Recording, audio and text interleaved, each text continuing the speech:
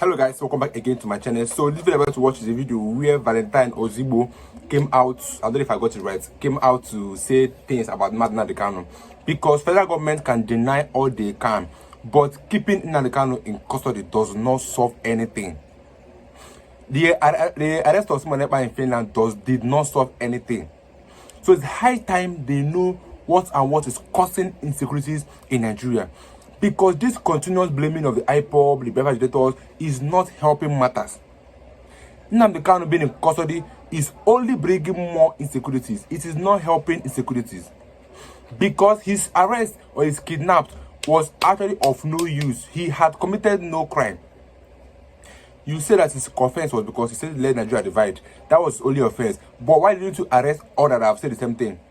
In person like Sunday Igboho that also said the same thing.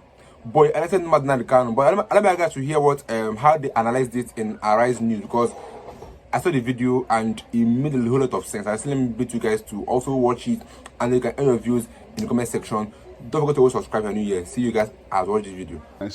I think for me, the place I want to start off this conversation is to try to paint a picture of how terrible things are in the Southeast. I was reading a report recently by a group of NGOs and authored by one Emeka Umeabolas and his colleagues, and they documented a lot of atrocities that have happened in the entire Southeast, where in the reckoning, over 65,000 people had been victims of kidnapping and what have you, and over 32,000 deaths from different, whether state actors and non-state actors. And all of these things tell you the level of deterioration we've suffered. And what is saddening is what has happened even in recent time, particularly in my own dear state, Anambra, where nobody's spared. Archbishops are not spared, House of Assembly members not spared, Reverend Fathers, Reverend Sisters, lawyers, nobody's spared. It's just a matter of who's going to be the next victim. And when this happens, there's not even any hope inside, no rescue inside. It's just when the criminals decide to leave you off, if they decide to murder you or sell your body parts, it's their decision. And they do this unchecked. There's no threat of, oh, we're going to be arrested, nothing like that. They can spend a whole 30 minutes, 1 hour in an incident, and this is how bad it's become. And so when we're now going to go into the root cause of this, I don't think it's appropriate to just coalesce it into IPOB activities, because that's what your question is tending to suggest. Arrest of Simon Ekpa, will it stop? As if that's the only, no. Let's go deep into what actually are the root causes of this issue. In my opinion, again, it's just when you have poor leadership, because even within the same Southeast, some states are better than some. Anambra is seen as the worst today. Enugu is relatively better. Abia is better. What are they doing differently? Still the same, and guess what? Simon Ekpa is not even from Anambra State. Nnamdi Kanu is not even from Anambra State. Why is Anambra the worst? It boils down to issue of leadership. Now, let's talk about the IPOB. I believe that agitation actually is not a wrong thing in itself. Somebody saying, this is what I want, it's not a wrong thing. How you go about it could be wrong, and how also the government treats it could be wrong. And that's what we've been facing today. I'm one of those who have called for the release of Nnamdi Kanu. I don't think the continued detention, incarceration, and all of this is helping matters. And quite frankly, I don't know Simon Ekpa. We see some of the videos he does, and whether he changes, replaces, I think is irrelevant to what we're talking about. Because what has happened is that there are now huge criminal elements that hide under the auspice of IPOB to create all manner of issues. But truly speaking, they are not agitators. They are criminals. So what I say to leaders, forget about this nomenclature. Deal with criminals of whatever form. I think your governor has even made that statement. He said, let's call a spade and not an agricultural instrument. Let's call criminals criminals. Yes. And deal with them as criminals. Purely. So why is that not happening? I'll ask you this. Because you said it's a question of leadership. Yes. So have the governors of the security of the Herod SE of the Southeast, have they shared their responsibilities even with the security votes? The answer is yes and no. Because I don't want you to put all of them in one basket. Something happened recently in Anambra State where a priest was kidnapped. Another Reverend Father had to call a governor of another state for help to track what happened in Anambra State. And when the whole thing was done, and finally, thankfully, the priest was released, they had to go back to the governor in Enugu State to say, thank you for helping us. What I'm saying to you is that it's not just the case of the Southeast governors. Let's be specific. Some are doing much better than others. In the case of Anambra State, I have no clue what is going on. Why can't we, since the beginning of this administration, by Governor Soludo. We haven't seen much being done in the area of insecurity. We've not seen even vehicles bought for security agencies. You hear cases of when they're even sent to work, they get demotivated, demoralized, and then they just ignore. And then if you look at all the cases that have happened, the same story. There's not any attempt to rescue. But that's not the picture. I interviewed him here. That's not the picture the governor painted. The picture, I told him that. So I'm said in 15 local government areas, they were asking the president to declare a state of emergency, but he said it must be some, for lack of, let me not use miscreants, some people he doesn't know, but that they've done quite some good job at their speech in Anambra State. That's what he said. I don't want us to shift this into a debate, because it's not. Do me one favor. You have your correspondent in Oka. Figure out what is going on. In Anambra State, the government house, few meters away at Nibo, they were celebrating New Year Festival. Criminals took their time, killed many people. Up to today, not a single person has been arrested. In the case of Oka North, the entire of the Urum Bush and all of that, if you see and hear evidences from kidnapped victims who were thankfully released and they tell their story, it is alarming. Once this interview is over, I'm going to share a lot more. Okay. The point here is that every single Anambra person who is savvy enough to understand what is going on, we all come to the same conclusion that nothing has been done so far. It's not a matter of these things are happening, but what is our response? Where is the leadership? What are you doing to create, first of all, the intelligence, the control room, where you monitor and see what is happening in different parts of Anambra State? What are you doing to empower the security agencies? And how do you craft the architecture that bring it down to the local units? How do you integrate the Ndigwes, the town unions, into all of this? How do you actually even provide sufficient empowerment for young people so that they can be gainfully employed? How do you become a source of inspiration and hope so that people will know that if they work hard, they will make a living? The point here is that we are in a situation where, guess what? Everybody is helpless and there is no hope in sight. And just recently, it's saying that after Christmas, it's going to launch some security initiative. And people are saying, why wait until after Christmas? Are you using that for a re-election gimmicks or what? Why? What happened in the first 3 years of your administration? Why are you waiting on the twilight to launch? Because we say this because we know sometimes what usually happens is leadership. They are usually the architect of some of these things. They empower criminals for political gains. And when they're not in power, they don't know how to treat these criminals. How do you even recover some of the guns you've armed wrong people? And this is what we keep saying. And it's not just in Nigeria. The whole case of banditry, you hear cases across of the length of you hear cases of these people actually came in through the politicians who use them for nefarious activities. And then when the job is done for them, what next? They have no answer. They don't have a plan. They have no answer. They start, again, you've raised another issue. You have the leader, because we're talking particularly about the Southeast, even though you mentioned, of course, Nigeria in general. Have the leaders in the Southeast, do you think that they played the ostrich, looking for the cause of the problem outside their shores while the problem is within? Because I've seen so many leaders talk about, okay, I'm going to come to Nnamdi Kanu and all that. But don't you think they played the ostrich, begging the issue, looking for, somebody said it's only the rat that is inside that tells the one outside that there's fish in the kitchen? 100%. If you actually dig further, if you read this report I'm talking about, it identified the real actors. You will see the one that are external influence. You also see the one internal influence. A lot of the things happening are actually being created and caused by also the people of Anambra State. We're not talking only about Anambra State. I'm just using, the same way. If you go to Imo, you go to Ebon, you go Abia, to Abia, you'll see those cases. Because what you even find is that simple intelligence. I started with a top police officer recently. And I said to him, well, I see efforts he's making, what is going on? And he was blaming it on the locals. Do you know something may happen today here at this spot? They will pursue, give a chase, and then when they get there, ask the locals, where did they go to? Nobody would talk. And I said to him, do you know why that is happening? It's happening because some of them are under oath, which means nothing. It's just a matter of they're getting intimidated. And some of them don't trust you guys to be able to provide this information because they don't know who they're talking to. Maybe once the information gets back to these criminals, that is this guy, you create a problem for that whole family. And so, what do? You think differently. It's all imagination, creativity. Create a whistleblowing opportunity and an anonymous way of gathering this information so that people are protected when they give out this information. What I'm saying, in fact, is that none of these things are intractable. We've had issues like this in the past, and we solved them. So it's just a case of leadership. And what I keep saying to people, they should stop looking at whether it's external or internal. Don't blame anybody. Deal with the issue. Take leadership. Do what you have to do. Because you are the chief security officer. Officer in the state. Because what we discuss, we must not forget the fact that the purpose of the discussion anyway is to find solutions to these problems. I was discussing with a security expert, Kabiru Adamo, and he believes that a tripartite dialogue between the federal government, the state, and the leadership of the proscribed Biafran groups, especially Kanu, and this can iron out a political settlement to eliminate insecurity in the Southeast in its entirety. What do you make of this as a solution? I agree with that submission. You know why? Don't give anybody any excuse anymore. If we solve this problem and Nnamdi Kanu is out, you now know that the rest of the people making the noise are criminals. So there's no case of debating, are they agitators, are they criminals? So agitators, they have basically not much reason anymore. So everybody who causes any other mayhem is a criminal. They treat him as one. Secondly, we go beyond just governor and presidential, and let's also bring it regional.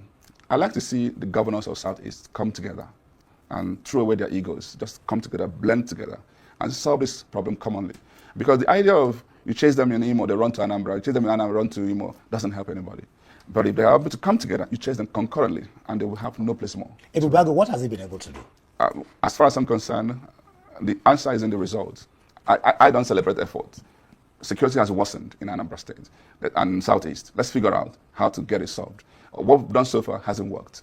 The only thing I've seen is some states who have made some appreciable improvement. And what I keep mentioning these states, so that let my governor go and copy and replicate what they're doing, so that at least we can feel a little bit safe, while hoping for other bigger strategies. And these things are things that can be deployed just within the next 2-3 months and get things, if we show the political will in solving this and show full of certain strategy. And some of them I've spoken about, I've done videos on. In fact, I just did another video today, which I'm going to release tomorrow, just again focusing on insecurity, because it is our number one problem.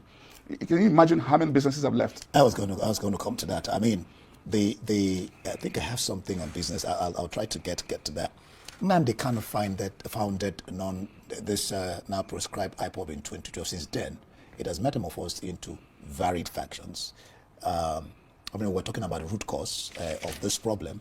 Some say the root cause of the insecurity in the Southeast is incarceration, while some others say it's politically motivated to demonize IPOB and the Biafra agitation. Do you agree with that? And has this varied factions exacerbated, the insecurity in the Southeast? I started from this, and I said to you, agitation in itself is not a bad thing. When you go about it. That I want to even be alone. Guess what? If a referendum is actually done on the Southeast, you'll be shocked what the answer might be. It might actually be that, no, we don't want to be alone, because there's a debate as to what side is better. But let me tell you what actually is going on. Sometimes you actually don't blame the agitator, because there's enough to agitate in this country.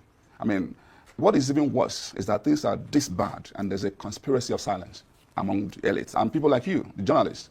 Nothing. You say nothing. You do nothing. We're doing something. That's what we're doing. That's what we're discussing. So you can't say we say nothing. And then some of the former leaders, governors and co, because they all have EFCC files, nobody says nothing. That's the worst thing that can happen. That in the face of criminality, everybody keeps quiet. So on that note, Nnamdi Kanu was speaking up. It's actually commendable someone was speaking up. Sometimes he goes overboard, and some of us will cringe. No, you're going too far. But he wasn't. There's actually a good premise for people to agitate in this country. And guess what? It wasn't exclusive to Southeast alone. Almost every part of this country. Today, I don't see anybody agitating more than the northern part of Nigeria today. They are all agitating. But how do they do that? Some do that in the quietness of their home. And we've got to hold leadership accountable if we want a functional democracy. So, but how they managed the whole Nnamdi Kanu thing was how and the same thing happened with Boko Haram, by the way. When these things happen, deal with these issues, engage, dialogue, sit down and, guy, what is going on? Why are you doing this? Okay, see what we're going to do. Don't worry. Give hope, inspire people. This thing would have just fizzled away. But no, it's a case of even when they go to court and you see that everything is now being manipulated, begin to see political dimensions to it. Even the Simon Ekpa, there was a lot of accusation that it was opposition from other parts were funding him to keep doing what he's doing. We don't even know the truth anymore. But the truth of the matter is that I honestly believe in not digging too much as to the issues in the past. What do we do going forward? And this is where I come in. We need pragmatic leaders who will sit together and say, let's stop blaming this. Take ownership. Because when you hold yourself accountable, imagination, things, and then in the case of Anambra State, I've said it, why can't we just come together as a people? Whether some of the of IPOB, the church, the Igwes, the government people, the town unions, the traders, let's come together and have a proper dialogue. Where do we go from here? If we have such listening government that can bring everybody together and we craft a common strategy, there's no way this thing can't. But all of a sudden, just to wake up and say, no more Monday sits at home. no solution, no answer. Because- And guess what? because that's People the- get murdered because you're threatening. There's no plan, no action. It's really a shame that the governors in the Southeast can't stop that. One wonders. But Some have stopped it, by the way. Anyway, they move on. Abia, they move on. Where Mazenam can, there's no state at home in Abia, they move on. But in our own case, we haven't managed it well. That's why I keep saying, when we sit together, we will learn from the successes in different Of others, and and we will then come together. And this is not employ about it. politics. Let's get this job done because people are dying. It's about security and of property and life, and then the business that has been lost over the years. Now you mentioned something about, well, I know you're not in PDP, but just a brief before we end the discussion. It affects you in one way because the talk around town is that all the opposition parties are just failing across the board, and that affects democracy because APC looks like it's standing as a behemoth, and if the opposition can't, rein APC in, then the masses suffer. Ologwaba says he sees the hand of a third force in this matter, the matter of the two secretaries, National Secretary. Anyanwu Sam Anyanwu and Udoka on the other yeah. hand, after court cases. What do you make of this statement? Third first in this matter, the APC is responsible. Is that not indicting the party as to its lack of unity? There's a lot of things wrong with our democracy. And honestly, people like us, me in particular, I left my comfort zone to go into politics because of my rejection of this type of status quo, that we can't continue like this. What you see is a clear case of lack of internal democracy. What you also see, complicity. A lot of the people who ought to be talking, guess what? They're not talking because they're compromised. A lot of them have their EFCC files, so they can't speak up. That's what you're seeing. What you're seeing is death of our judiciary, where appeal courts will come up with judgment, another appeal court will come up with judgment because guess what? We are lawless. This country is honestly headed to full-blown lawlessness. Our judiciary needs to sit up. They need to figure out what to do to restore their dignity, their credibility. It's in tatters. I am ashamed, honestly. When I see some of my friends who are in that field, I said to them, what are you people doing? Speak up. Forget about this selfishness. Greed and selfishness is dealing with us. And that's why those who can speak are not been speaking up, because maybe they're on the table that's chopping. So that's what you see. And I honestly really don't care who is National Secretary in PDP. But let due process be followed. That's all I am. When they resolve, go through due process and let the right people speak up and say no. So whether there's a third force coming, we've always done that. Is it just realizing that? All along. So you agree? Of course. There are many forces. All right, and even within them, there are forces against themselves. We're going to leave it here. While you're blaming the judiciary, some blame the politicians for circumventing the laws and everything. We'll stop it there. We don't have all the time I'm now. sorry. Blame also the citizens who are not saying enough is enough. Blame Nigerians. All right. Because when you sit up, politicians will have no option than to sit up. Val Ezigbo, thank you so much for your... Because I don't see reasons why they are keeping Nnamdi Kanu in custody, whereas he's just asking for his rights. He said, I want my people to be alone. The only thing that the government would have done is referendum. Let them have a vote of those that want to live in the Southeast. Then, if those that are in support of Biafra are much, you will give Biafra their independence. But the government doesn't want anyone. They don't want Biafra. They don't want anything. They are just busy covering us under one canopy called Nigeria that is not working. Because talking about unity in Nigeria is not working. It is not working. Because the level of discrimination on the Igbo land is enough reason to tell that Igbos are not among Nigerians, because they always discriminate the Igbos. Tell me the reason why Nnamdi Kanu should be arrested over making a statement that others have even made. But they only arrested Nnamdi Kanu, and they are talking about one Nigeria, which is not possible. What we need is division of this country. Both the Northerners have said it. Everybody is now in support of Nigeria to divide. But the federal government is not allowing that to happen. Because I don't know why, but I believe they have their own personal reasons. Then, if you don't want Nigeria to divide, then make Nigeria to unite again by doing what? Doing your duties. Bring out policies that will favor everybody. Bring out judgment that will cover, that it is equal. Because the level of injustice in this country is alarming.